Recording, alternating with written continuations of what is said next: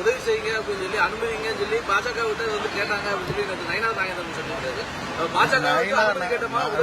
நயினார் நாகேந்திரன் ஒரு காமெடி பேசுகின்றவர், அவருக்கெல்லாம் பதில் சொல்லுகிறார். அவர் வேண்டுமென்றே எங்களை தாக்குகிறாரே தவிர தாக்க வேண்டியது யாரை?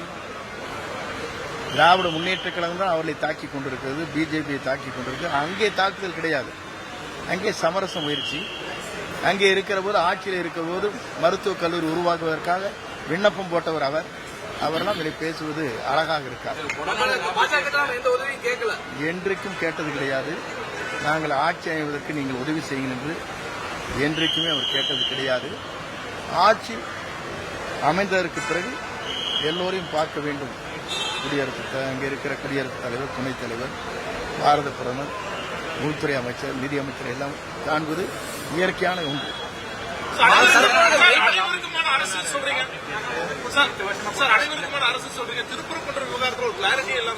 அதே கிளாரிட்டி தான் சொல்லி சுப்ரீம் கோர்ட்ல கேஸ் பெண்டிங் இருக்கு.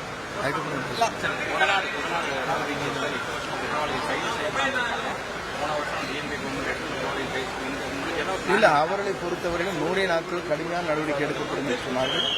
எப்படிப்பட்ட உயர்மட்டத்தில் இருந்தாலும் அவரெல்லாம் தண்டனைக்கு உட்படுத்துவார்கள் என்று அவங்க சொன்னாங்க. அதுக்கப்புறம் அவங்க 5 வருஷம் ஒண்ணுமே பேசல. அதுக்கப்புறம் போக போகத்தான் தெரியும். இதுக்கெல்லாம்